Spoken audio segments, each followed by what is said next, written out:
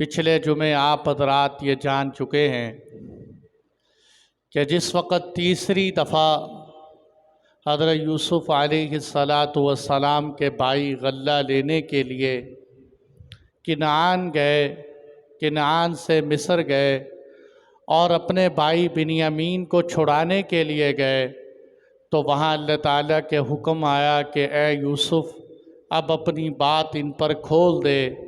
تو حضرت یوسف علیہ السلام نے بڑی کھل کر اپنی بات ان کے سامنے پیش کی اور بتا دیا کہ میں یوسف ہوں اور یہ میرے بھائی بنیامین ہیں، اور ساتھ ان کو یہ بھی کہہ دیا کہ تم جانتے ہو جو تم نے یوسف اور اس کے بھائی کے ساتھ کیا۔ بھائی معافی مانگنے لگے کہ ہمیں معاف کر دو، ہم سے غلطی ہو گئی۔ حضرت یوسف علیہ السلام نے فرمایا کہ میں صرف تمہیں معاف نہیں کرتا بلکہ تمہیں ایسا کرتا ہوں کہ آج کے بعد تم پر کوئی الزام بھی نہیں لگائے، اور ساتھ ہی یہ کہا تھا کہ میں نے تو معاف کر دیا لیکن میں اللہ سے بھی تمہارے لیے معافی مانگتا ہوں کہ اللہ بھی تمہیں معاف کرے۔ وَهُوَ أَرْحَمُ الرَّاحِمِينَ، کہ وہ رحم کرنے والوں میں سب سے زیادہ رحم کرنے والا ہے۔ آج کے خطبے میں جو آیات پڑھی کہ جب معافی کا اعلان ہو گیا، بھائیوں کو تسلی دے دی، اب حضرت یوسف علیہ السلام ان سے پوچھنے لگے کہ میرے ابا کے بارے میں تو کچھ بتاؤ، میرے والد محترم کا کیا حال ہے؟ وہ کہنے لگے کہ والد صاحب کا کیا حال بتائیں، روتے روتے ان کی آنکھوں کی بینائی جا چکی ہے اور وہ آپ کی جدائی میں بہت روئے۔ حضرت یوسف علیہ السلام کہنے لگے اذهبوا بقمیصی ھذا، تم میرے اس جبے کو لے جاؤ، میرے اس پیرہن کو لے جاؤ، علی وجہ ابی، اور اس کو لے جا کے پتہ کیا کرنا، میرے ابا جان کے چہرے پہ ڈال دینا، اس سے کیا ہوگا، یأتی بصیرا، میرے ابا جان کی نظر واپس آ جائے گی، اور جب میرے والد صاحب کی نظر واپس آ جائے گی نا، وَأْتُونِي بِأَهْلِكُمْ أَجْمَعِينَ، تو تم خود بھی آنا ساتھ اور اپنے گھر کی ساری فیملی کو ابا کے ساتھ لے کے آنا۔ وَأْتُونِي بِأَهْلِكُمْ أَجْمَعِينَ، خود بھی آنا ساتھ ان کو بھی لے کے آنا۔ یہاں بڑے نکتے میں بیان کروں گا لیکن قرآن کی اگلی آیات دیکھیں، وَلَمَّا فَصَلَتِ الْعِيرُ، قرآن کہتے ہیں جب یہ قافلہ کنعان سے نکلا مصر کی طرف چلا، وَلَمَّا فَصَلَتِ الْعِيرُ، عیر کہتے ہیں خوراک والے قافلے کو، فصل جدائی کو کہتے ہیں۔ وَلَمَّا فَصَلَتِ الْعِيرُ، اب جب یہ قافلہ دوبارہ مصر سے کنعان جانے لگا، ابھی مصر کی حدود سے نکلا ہی تھا۔ مصر میں اور کنعان میں بعض روایتوں کے موافق 8 دن کا سفر ہے، 8 دن لگتے ہیں، بعض روایتوں میں 250 میل کا سفر ہے، تو تقریباً بہت زیادہ سفر۔ اب اللہ کی شان دیکھیے، قرآن کی آیت سمجھ آئے گی کہ 250 میل 8 دن کا سفر، ابھی حضرت یوسف علیہ السلام کے بھائی کنعان مصر سے نکلے ہیں باہر اور 8 دن کا سفر ہے۔ حضرت یعقوب علیہ السلام کہنے لگے انی لاجد ریح یوسف لولا ان تفندون، اپنے گھر میں بچوں سے کہنے لگے کہ میرے گھر والوں اگر تم مجھے یہ نہ کہو کہ بوڑھا سٹھیا گیا ہے تو میں ایک بات کہوں، اگر تم مجھے یہ نہ کہو کہ لو جی ان کی تو عقل ختم ہو گئی ہے تو میں ایک بات کروں، انہوں نے کہا کرو، کہنے لگے مجھے یوسف کی خوشبو آ رہی، مجھے یوسف کی خوشبو آ رہی۔ ابھی 8 دن کا سفر، 250 میل کا سفر، جبہ چلے، حضرت یوسف نہیں آئے، جبہ چلے، اور ساتھ کہہ بھی رہے اگر تم یہ نہ کہو ان تفندون، فندہ کہتے ہیں سٹھیا جانا، بڑھاپے کی وجہ سے عقل کی کمزوری، کہ اگر تم یہ بات نہ کہو کہ ابا جان سٹھیا گئے ہیں تو میں یوں کہوں کہ مجھے تو یوسف کی خوشبو آ رہی۔ وہ آگے سے کہنے لگے گھر والے قالوا تاللہ انک لفی ضلالک القدیم، اللہ کی قسم ابا جان آپ تو پرانی باتیں کرتے ہیں، آپ ابھی تک پرانی باتوں میں کھوئے ہوئے ہیں۔ ایک روایت کے موافق 80 سال، ایک روایت کے موافق 40 سال، یعنی 40 سال کا عرصہ گزر گیا ہے، یوسف کو بھیڑیا کھا چکا ہے، آپ 40 سال بعد کہتے ہیں مجھے یوسف کی خوشبو آ رہی ہے۔ اب یہ قرآن کا کیسا ایک عجیب انداز ہے۔ آگے قرآن کہتے ہیں فَلَمَّا أَن جَاءَ الْبَشِيرُ، ان کا جو بڑا بھائی یہودا تھا نا، یہودا، اس نے وہ قمیض جبہ اپنے ہاتھ میں لے لیا کہ سب سے پہلے ابا کو جا کے خوشخبری میں سناؤں۔ فَلَمَّا أَن جَاءَ الْبَشِيرُ، قرآن کہتے ہیں کہ خوشخبری سنانے والا آیا، أَلْقَاهُ عَلَى وَجْهِهِ، اس نے اس جبے کو حضرت یعقوب کے چہرے پہ لگایا، فَارْتَدَّ بَصِیرًا، اللہ نے حضرت یعقوب کی نظر واپس لوٹا دی اور وہ فوراً دیکھنے والے ہو گئے اور کہنے لگے قَالَ أَلَمْ أَقُلْ لَكُمْ إِنِّي أَعْلَمُ مِنَ اللَّهِ مَا لَا تَعْلَمُونَ، میں نے تمہیں نہیں کہا تھا کہ اللہ وہ کچھ جانتے ہیں جو تم نہیں جانتے، اور میں بھی وہ کچھ جانتا ہوں جو تم نہیں جانتے، کہ اللہ نے مجھے چند باتیں سکھائی ہیں۔ انی اعلم من اللہ ما لا تعلمون۔ اب یہاں تک قرآن کا نقشہ دیکھیں کہ پہلے کیا فرمایا کہ میرا قمیض لے جاؤ۔ اچھا، یہ جو قمیض ہے نا، میں نے شاید پہلے بھی بتایا تھا، امام ماروردی رحمۃ اللہ علیہ فرماتے ہیں کہ یہ جبہ بھی عجیب تھا، عجائبات میں سے تھا۔ 3 بڑے بڑے قصے جبے کے ساتھ ہی پیش آئے۔ پہلا قصہ کہ جب بھائیوں نے جھوٹا خون لگایا، قمیض کے ساتھ آ کے خبر دی کہ آپ کا بیٹا بھیڑیے کھا گئے، وہ بھی جبے کے ساتھ۔ وَجَاءُوا عَلَىٰ قَمِيصِهِ بِدَمٍ كَذِبٍ۔ دوسرا قصہ جب زلیخا نے تہمت لگائی تو اس وقت بھی گواہی کے لیے جبہ آگے سے پھٹا یا پیچھے سے پھٹا۔ وَاسْتَبَقَ الْبَابَ وَقَدَّتْ قَمِيصَهُ مِن دُبُرٍ وَأَلْفَ يَا سَيِّدَهَا لَدَى الْبَابِ، تو وہاں بھی جبہ۔ تیسرے نمبر پر جب اللہ تعالیٰ نے بینائی دینی تھی، بینائی، اور حضرت یعقوب علیہ السلام کو بینائی ملنی تھی، تو اللہ تعالیٰ ویسے بھی بینائی دے سکتے تھے، لیکن ویسے نہیں دی، بلکہ وہ بینائی دینے کے لیے بھی جبہ پہنچا، آپ کے چہرے پہ ڈالا گیا، تو اس کی وجہ سے آپ کی بینائی واپس آئی۔ تو یہ تینوں بڑے بڑے قصے جو ہیں وہ جبے کے ساتھ پیش آئے، پہلا قصہ بھی، دوسرا بھی، تیسرا بھی۔ اور اللہ کی شان دیکھیے کہ اس جبے پہ مفسرین نے بڑی باتیں کی۔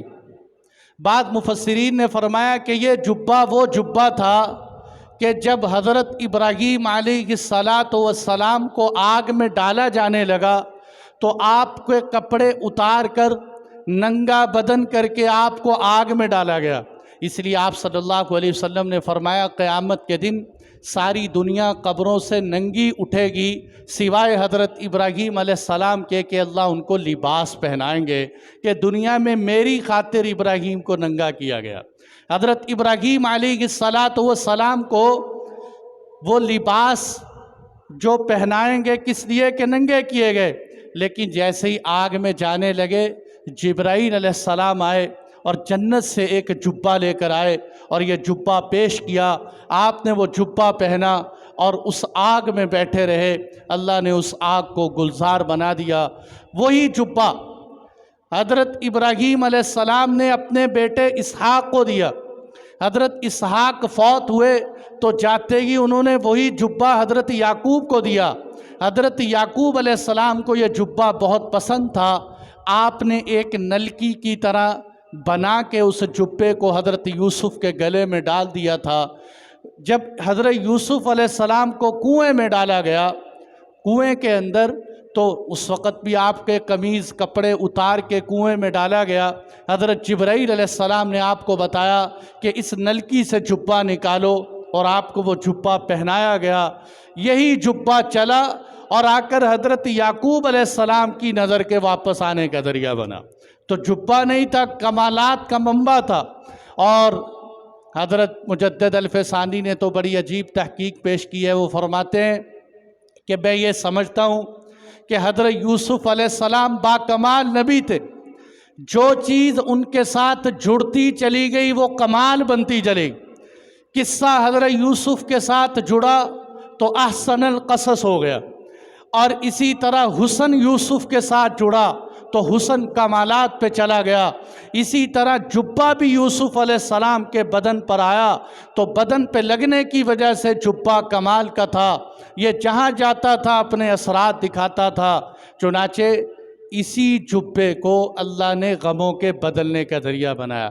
اچھا، اب اللہ تعالیٰ کی تقدیر دیکھیں، اللہ کا ایک ضابطہ دیکھیں کہ جو سبب غموں کے آنے کا ہوتا ہے، بعض دفعہ اللہ تعالیٰ اسی کو خوشی کے آنے کا ذریعہ بنا دیتے ہیں۔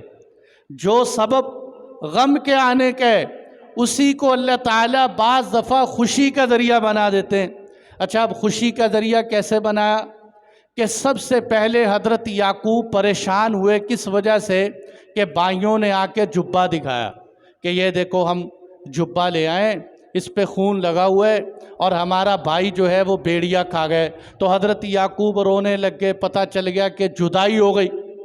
اب دوبارہ اللہ تعالیٰ اسی جبے کو بیچ کے وصال کی خبر دے رہے ہیں۔ اسی جبے کو جدائی کا ذریعہ بنایا، اسی جبے کو وصال کا ذریعہ بنایا، اور پہلے نظر گئی رونے کی وجہ سے، اب اللہ جبے کی وجہ سے نظر کو واپس لوٹا رہے ہیں۔ تو پتہ چلا کہ اسباب میں کچھ نہیں رکھا ہوا، پیچھے پاور اللہ کی ذات کی ہے۔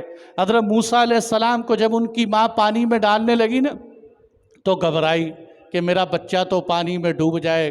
اللہ نے قرآن میں فرمایا وَلَا تَحْزِنِي، اے میرے موسیٰ کی ماں غم نہ کر، ہم موسیٰ کو تیرے پاس لوٹائیں گے۔ ماں نے پانی کے حوالے کیا تو اللہ نے موسیٰ علیہ السلام کے دشمن فرعون کو بھی پانی میں ڈبو کے مارا، موسیٰ علیہ السلام کو نجات بھی پانی سے نکال کے دی، فرعون کو بھی پانی میں ڈبویا۔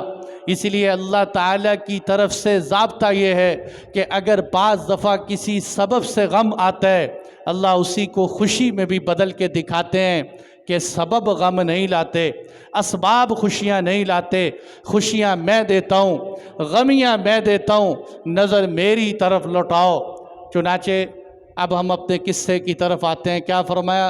اذهبوا بقمیصی ھذا، میرے اس جبے کو لے جاؤ اور جا کر باپ کے چہرے پہ ڈالنا، اللہ میرے والد کی نظر کو واپس لوٹا دیں گے۔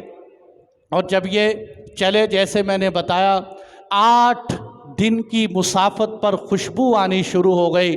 اور اللہ تعالیٰ چاہیں، بڑی عجیب نکتے کی بات ہے، دیکھو، اگر اللہ جل جلالہ چاہیں تو 8 دن کی مسافت پر یوسف علیہ السلام کا جبہ مصر میں اور خود کنعان میں 8 دن کی مسافت پر ہوا کے ذریعے خوشبو چلا کر یعقوب تک پہنچا دی۔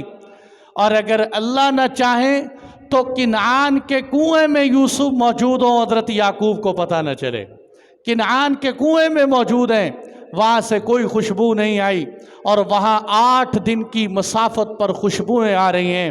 اور اللہ چاہیں تو نظام کو سمیٹ دیں، سکیڑ دیں۔ اللہ کے لیے نظام کو سامنے کرنا کوئی مشکل کام نہیں۔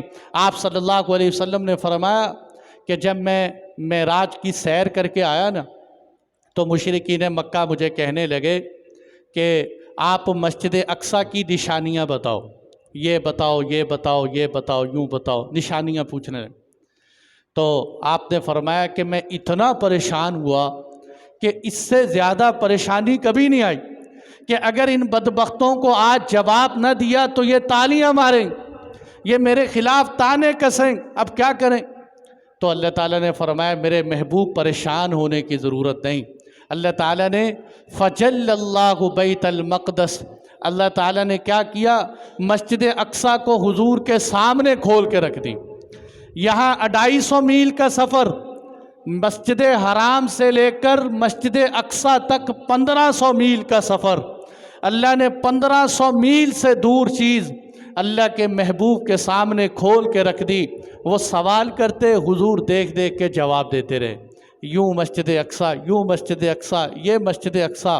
اللہ تعالیٰ چاہیں تو دنیا کے نظام کو سمیٹ کے سامنے رکھ دیں۔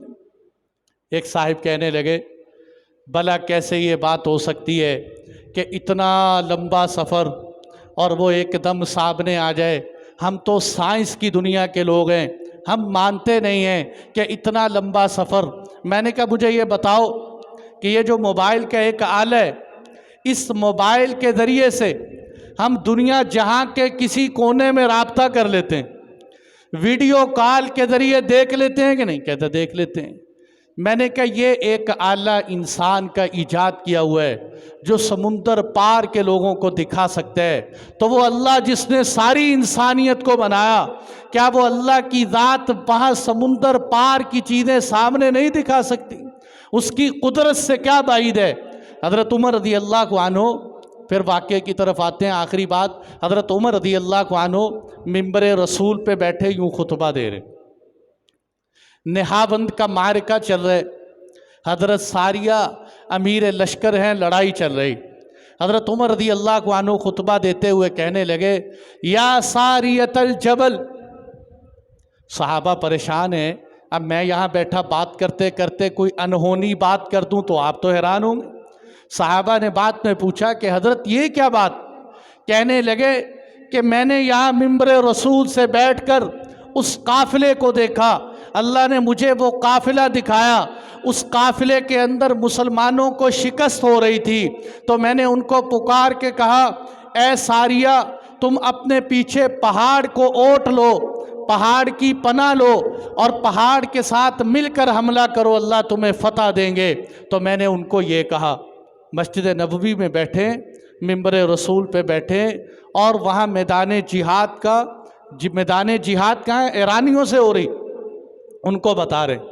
جب صحابہ کا لشکر فتح ہوا، مدینہ المنورہ واپسی ہوئی، اور آ کر کہنے لگے سناؤ، کہنے لگے ہم تو بالکل شکست کھانے لگے تھے، عین میدان جہاد میں ایک آواز آئی یا ساریۃ الجبل، ہمیں یوں محسوس ہوا جیسے یہ حضرت عمر کی آواز ہے، اور ہم نے فوراً پہاڑ کی پناہ لی، اللہ نے ہمیں فتح عطا فرما دی۔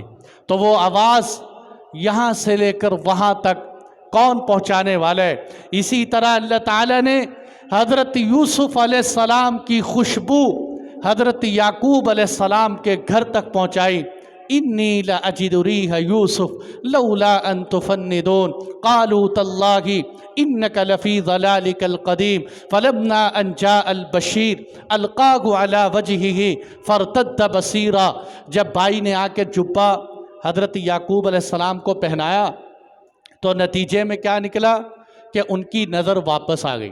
قال الم اقل لکم انی اعلم من اللہ ما لا تعلمون، میں نے تمہیں کہا تھا کہ میں وہ کچھ جانتا ہوں جو تم نہیں جانتے۔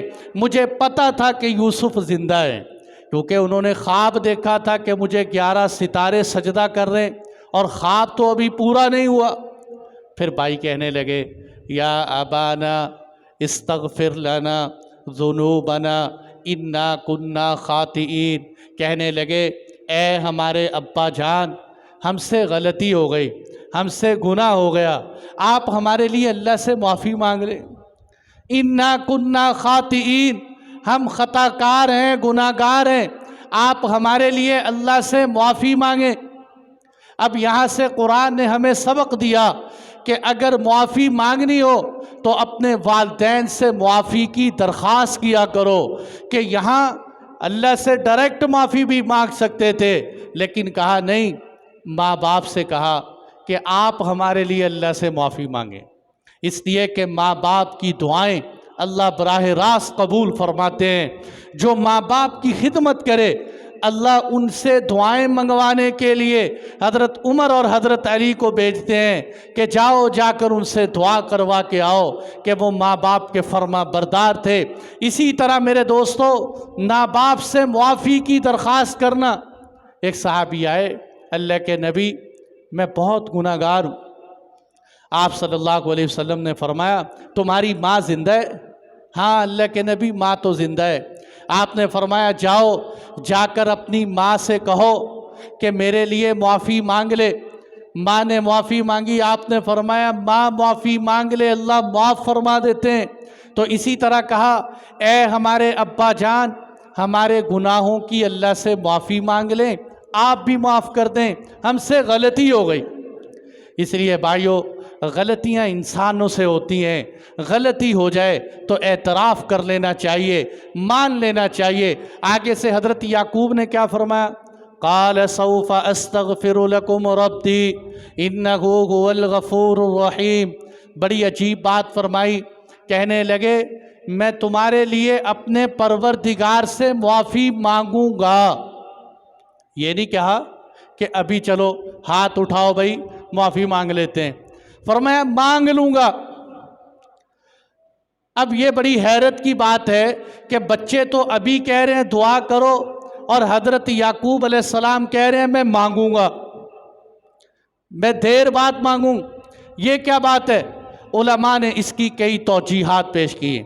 نمبر 1، سوف استغفر لکم ربی، میں تمہارے لیے معافی مانگوں گا، یہ اس لیے کہا کہ میں تہجد کی نماز میں اٹھ کر تمہارے لیے معافی مانگوں گا، کہ تہجد کا وقت دعاؤں کی قبولیت کا وقت ہوتا ہے، اس لیے تہجد میں اٹھ کے دعائیں مانگ۔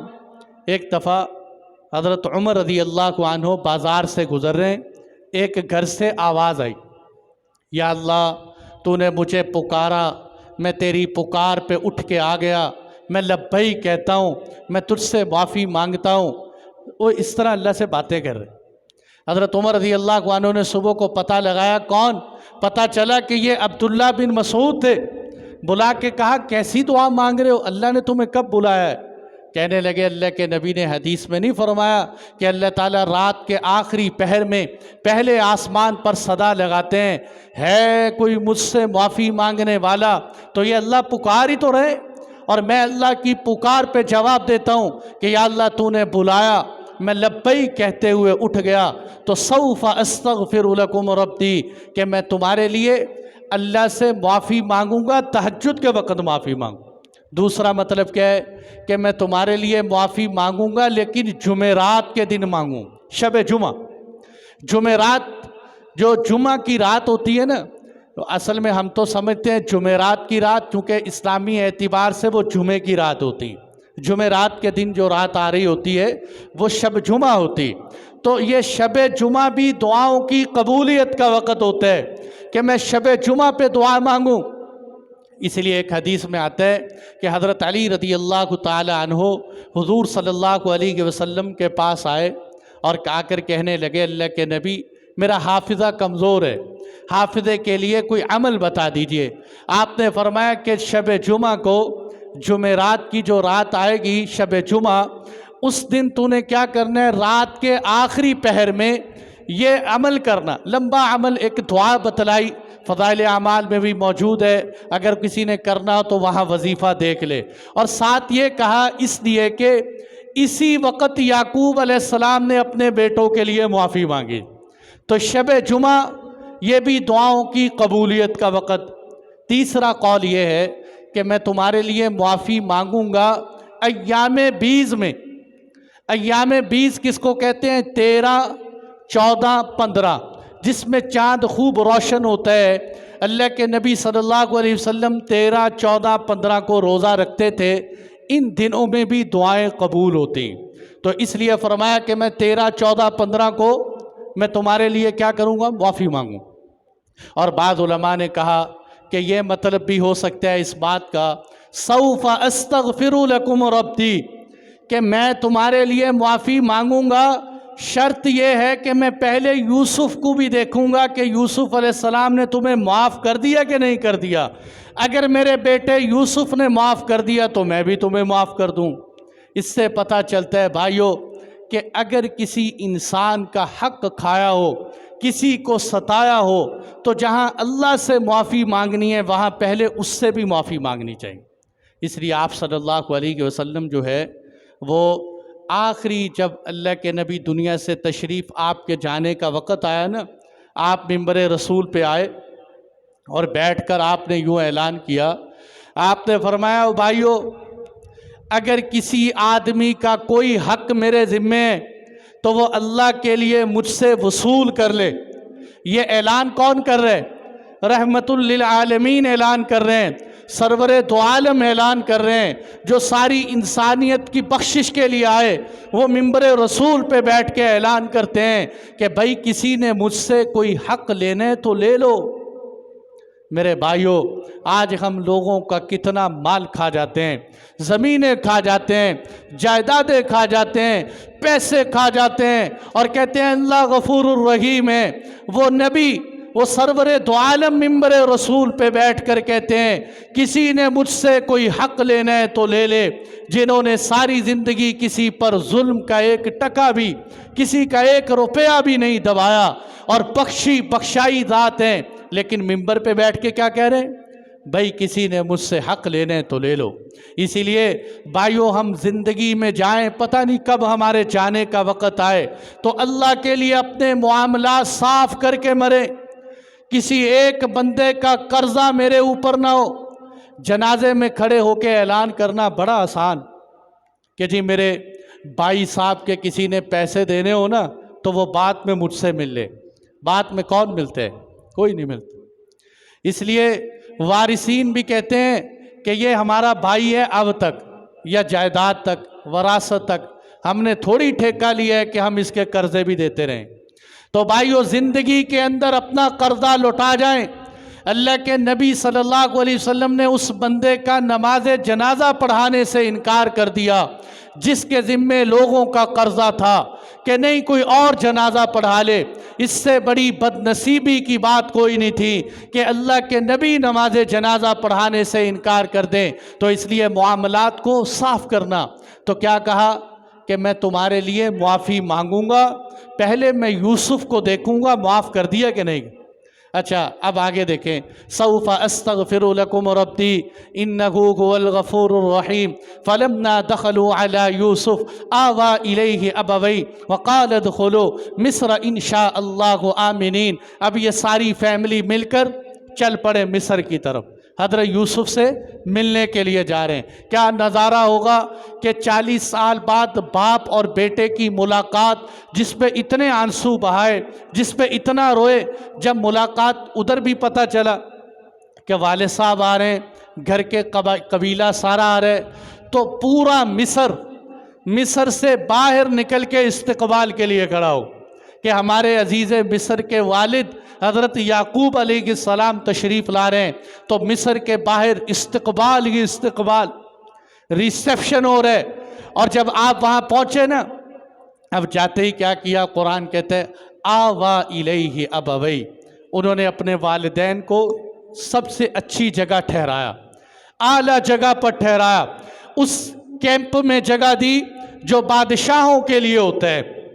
पूरे प्रोटोकॉल के साथ अपने माँ बाप को वहाँ बिठाया, आवा इलैहि अबवैहि, और वहाँ उनका इकराम किया, एजाज़ किया, कारगुजारी सुनी।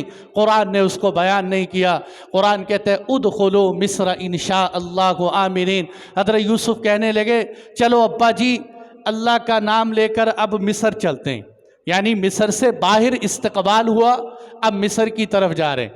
जैसे ही अंदर गए, वरफ़अ अबवैहि अलल अर्श, अब उन्होंने क्या किया, अपने वालिदैन को सबसे ऊंचे तख्त पर बिठाया।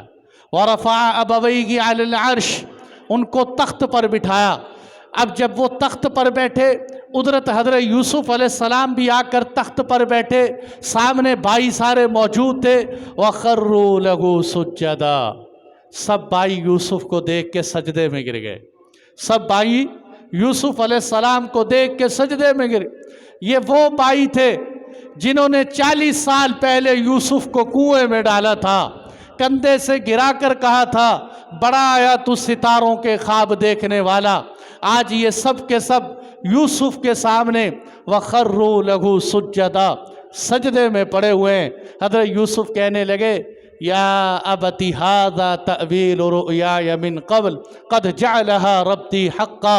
ए मेरे अब्बा जान, वो जो मैंने बचपन में ख्वाब देखा था ना, ये है मेरे ख्वाब की ताबीर, ये है मेरे ख्वाब की ताबीर। میں نے کہا تھا رأیت احد عشر کوکبا والشمس والقمر رأیتهم لی ساجدین، میں نے 11 ستارے دیکھے، سورج اور چاند کو دیکھا کہ وہ مجھے سجدہ کر رہے ہیں۔ اے ابا جان یہ ہے میرا خواب۔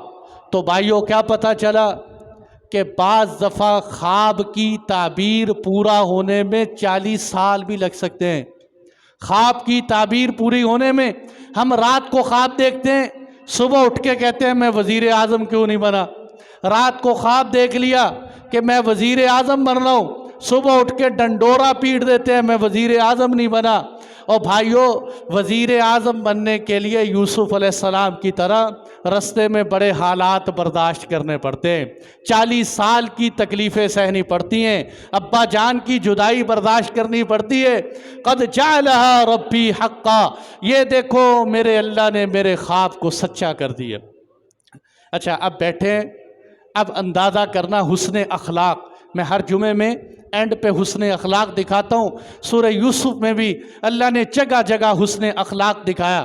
اب یہاں بیٹھے نا، اب کتنے دکھ سے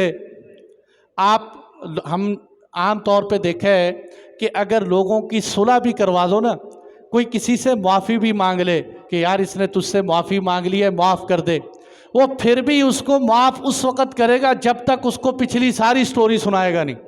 کہتا تو نے یہ کیا، تو نے یہ کیا، تو نے وہ کیا، فلاں موقع پہ یہ کیا، اور اگر موقع ملے پھر بھی سنائے۔ اب حضرت یوسف علیہ السلام کو والد کہنے لگے بیٹا کارگزاری تو سناؤ، کیا ہوا آپ کے ساتھ؟ تو حضرت یوسف علیہ السلام کی اس کارگزاری کو میرے جیسا ناقص العلم انسان سناتے ہوئے 18 جمعے ہو گئے۔ تو حضرت یوسف کو بھی تو اتنی سنانی چاہیے کہ یہاں سے شروع ہوئے اور یہاں تک چلتے چلتے میرے ساتھ یہ کیا، میں وہاں سے گیا۔ حضرت یوسف علیہ السلام نے ساری سٹوری حذف کر دی، کچھ نہیں سنایا۔ میرے بھائیوں نے کنویں میں ڈالا، کنویں سے نکلے، مصر کے بازاروں میں بکے، تہمت لگی، جیل جانا پڑا۔ نہیں کہنے لگے وَقَدْ أَحْسَنَ بِي إِذْ أَخْرَجَنِي مِنَ السِّجْنِ، اس اللہ کا بڑا شکر ہے جس نے مجھے جیل سے نکالا، جس نے مجھے جیل سے بھئی جیل میں گئے کیسے گئے، کنویں میں کیسے گئے، پچھلے سارے حالات حذف کہ نہیں۔ جب بھائیوں کو معاف کر دیا تو معافی کے بعد وہ کارگزاری بھی نہیں سناؤں گا جس سے میرے بھائیوں کو شرمندگی ہو، میرے بھائیوں کو افسوس ہو کہ دیکھو ہم نے کیا کیا۔ نہیں، اب آپ کی کارگزاری کے 3 حصے بنتے ہیں۔ نمبر 1 وہ حصہ جو آپ کے والد کی جدائی سے متعلق، نمبر 2 آپ کا وہ حصہ جو آپ کے بھائیوں نے آپ کے ساتھ برا سلوک کیا، نمبر 3 آپ کی کارگزاری کا وہ حصہ جو آپ نے جیل میں گزارا یا عزیز مصر کے پاس گزارا۔ حضرت یوسف علیہ السلام نے ان تینوں مصیبتوں کا تذکرہ اس انداز میں کیا کہ اللہ کا شکر بھی ادا کیا۔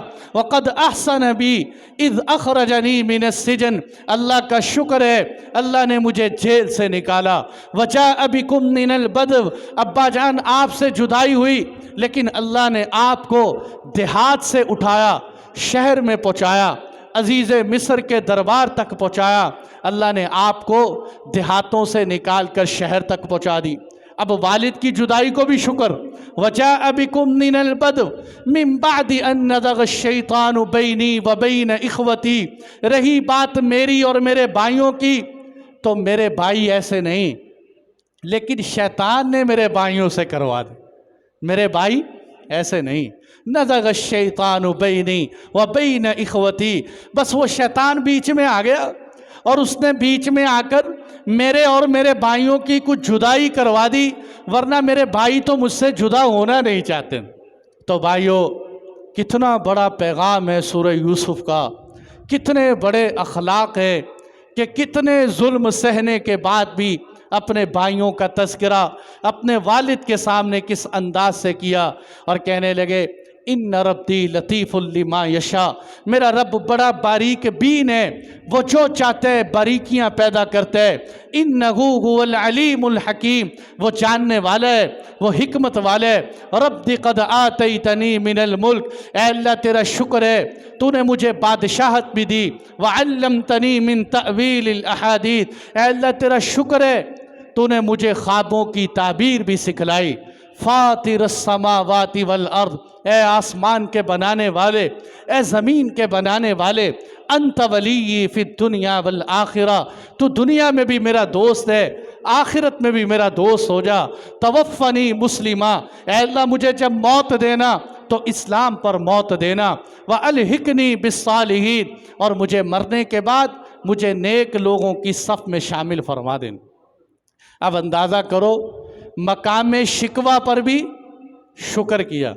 ہمارے ہاں میرے بھائیوں، اللہ نے بہت کچھ دے رکھا ہوتا ہے، صبح و شام اللہ کی ہزاروں نعمتیں کھا رہے ہوتے ہیں، پھر بھی رو رہے ہوتے ہیں، کچھ نہیں، مر گئے، لٹ گئے، پٹ گئے، حالات خراب ہیں۔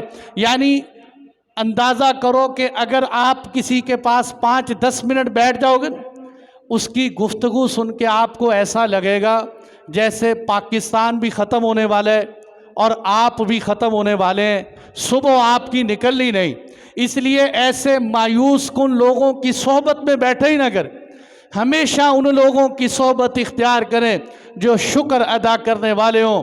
ٹھیک ہے، حالات آتے رہتے ہیں، انشاءاللہ ثم انشاءاللہ ہمارے دیش کو کچھ نہیں ہوتا، بڑی قربانیاں اس دیش کے پیچھے، اللہ کی حفاظت فرمائیں گے، تمہیں بھی کچھ نہیں ہوتا۔ اللہ کی ذات پر شکر، انسان ڈپریشن کا شکار ہو جاتا ہے، یہی سوچ سوچ کے ہر وقت میرا کیا بنے گا، میرے بعد میری اولاد کا کیا بنے۔ دیکھو، اگر میں قبر میں ہوں، میرے بعد میری اولاد اربوں پتی ہو جائے تو مجھے اس کا کیا فائدہ؟ اچھا، میں قبر میں ہوں، میرے بعد میری اولاد زیرو ہو جائے، مجھے اس کا قبر میں کیا نقصان ہے؟ میرے نصیب میرے ساتھ، کیا یتیموں کی اولادیں نہیں پلتی؟ کیا مسکین پلتے نہیں؟ بہت بڑا دھوکہ لگ جاتا ہے کہ میری وجہ سے، میرے بزنس کی وجہ سے نہیں۔ بھائیو، ہر حال میں اللہ کا شکر ادا کیا کرو، اللہ کو شکر والا بندہ پسند ہے۔ اگر میں اور آپ ہوتے نا، ہم اس کارگزاری میں خود بھی روتے، اوروں کو بھی رولاتے، رونا۔ لیکن انہوں نے کیا کیا؟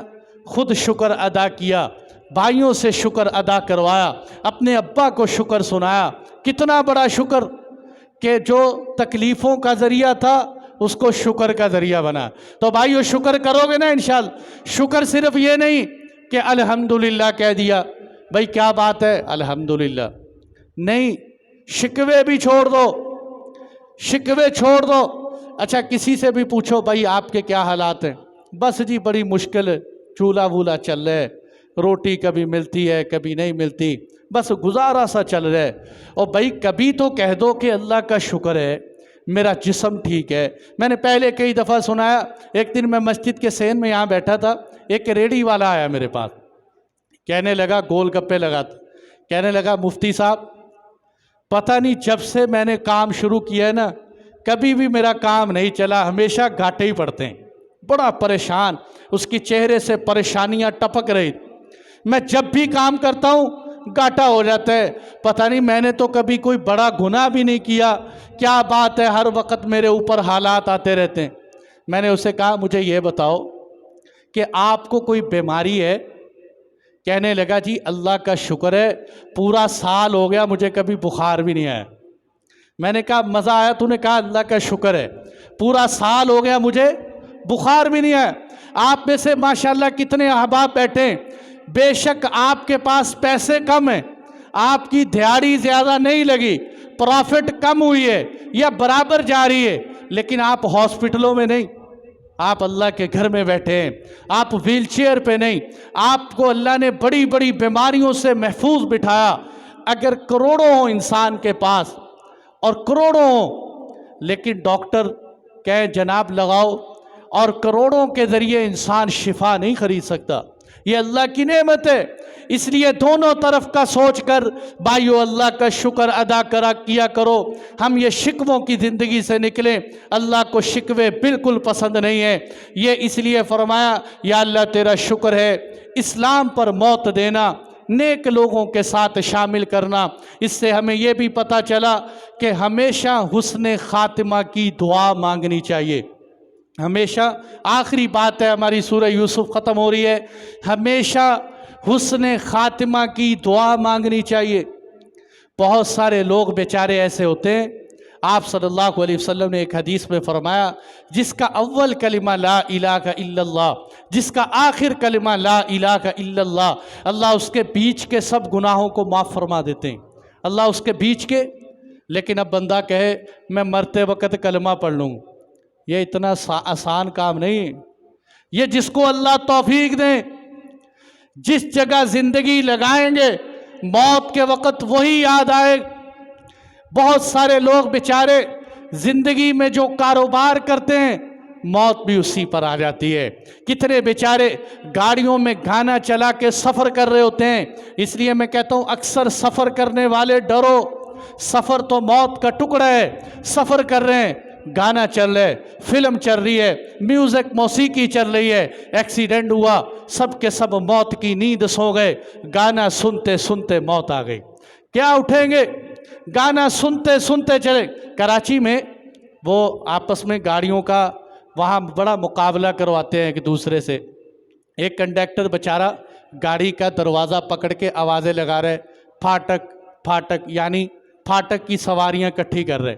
وہ دوسرا گاڑی والا جب اس کے قریب سے گزرا، دونوں کی ٹکر لگی، وہ جو وہاں کنڈکٹر کھڑا تھا وہ نیچے گرا اور اس کی سانس اکھڑ رہی تھی، یعنی اس کے دنیا سے جانے کا وقت قریب تھا۔ پاس کھڑے لوگ اسے کہہ رہے تھے بھئی کلمہ پڑھ لو، لا الہ الا اللہ کہہ لو۔ وہ آگے سے کیا کہہ رہے؟ پھاٹک پھاٹک پھاٹک کہتے ہوئے یوں ہی چلا گیا۔ اس کی زبان سے آخری لفظ پھاٹک پھاٹک، اور یوں ہی اس کی زبان دب گئی۔ اس لیے بھائیو زندگی میں جو کچھ کیا ہے موت کے وقت وہی یاد آتے۔ دنیا میں انسان پر جتنی مصیبتیں آتی ہیں سب سے بڑی مصیبت موت ہے۔ اس وقت انسان کو ہر چیز بھول جاتی ہے، بس اللہ ایٹومیٹک زبان پر جاری کرواتے ہیں۔ اس لیے اللہ سے حسن خاتمہ، علماء نے لکھے جو بندہ مسواک کا اہتمام کرے گا اللہ اس کو مرتے وقت لا الہ الا اللہ نصیب فرمائیں گے۔ جو بندہ یہ دعا پڑھے ربنا لا تزغ قلوبنا بعد اذ ہدیتنا وہب لنا من لدنک رحمہ انک انت الوہاب، اللہ اس کا خاتمہ ایمان پر کریں گے۔ جو شخص اذان کو توجہ سے سنے، اذان کا جواب دے، اللہ اس کا خاتمہ ایمان پر کریں گے۔ مولانا احمد علی لاہوری فرمایا کرتے تھے میری ساری زندگی کا تجربہ یہ ہے جو اذان کو توجہ سے سنے، لیکن ہم کیا کرتے ہیں ساری اذان سنتے رہتے ہیں، آخر پہ جب مؤذن کہتے ہیں نا لا الہ الا اللہ، ہم کہتے ہیں محمد رسول اللہ، یعنی ہم اذان مکمل کر دیتے۔ یہ طریقہ نہیں۔ طریقہ کیا ہے؟ جو مؤذن کہے تم بھی وہی کہو، جب وہ حی علی الصلاۃ حی علی الفلاح کہے تم لا حول ولا قوت الا باللہ کہو۔ جو مؤذن کی اذان کا جواب دے گا، حضرت فرماتے ہیں میں نے ایسے بندوں کو کلمے پہ مرتے ہوئے دیکھا ہے، میں نے ایسے بندوں کو کلمے پہ مرتے ہوئے دیکھے۔ کوئی مشکل کام ہے بھائی؟ آپ سب حضرات سے درخواست ہے اذان کو توجہ سے سنا کرے، موبائل چھوڑ دیں، کال آئے تو کوئی سننے کی ضرورت نہیں ہے، کوئی ایسی ایمرجنسی نہیں ہے، تھوڑی دیر کے لیے اپنی کال روک دے۔ اذان ہو رہی ہوتی، بندہ کال پہ لگا ہوتا ہے، کہتے ہیں بھائی آپ کی آواز نہیں آ رہی، تھوڑا اونچی بولو۔ یعنی اذان کے وقت خاموش ہونے کی بجائے وہ سامنے والے کو کہتے ہیں اونچی بولو، نہیں اگلے سے معذرت کر دے کہ جناب اذان ہو رہی، اذان کے بعد مجھے کال کر لے۔ تو جو بندہ اذان کو توجہ سے سنے اس کا خاتمہ ایمان پر۔ ایک اور نشانی، آخری نشانی بتا رہا ہوں کہ جو بندہ نیک لوگوں کی صحبت اختیار کرے گا، علماء، اولیاء، صلحاء، مفتیان کرام، محدثین اور ائمہ مساجد اور اسی طرح نیک لوگ جو بھی ہیں ان کے ساتھ بیٹھے گا، ان کی صحبتوں میں بیٹھے گا، اس کو بھی مرتے وقت اللہ کلمہ نصیب فرمائیں۔ تو اس لیے بھائیو، توفنی مسلمہ وَأَلْحِقْنِي بِالصَّالِحِينَ، یہ ہماری مکمل سورہ یوسف ہو چکی ہے۔ اللہ تعالی ہم سب کو سیدنا یوسف علیہ الصلاۃ والسلام کی زندگی پر آپ کے نقش قدم پہ چلنے کی توفیق عطا فرمائے۔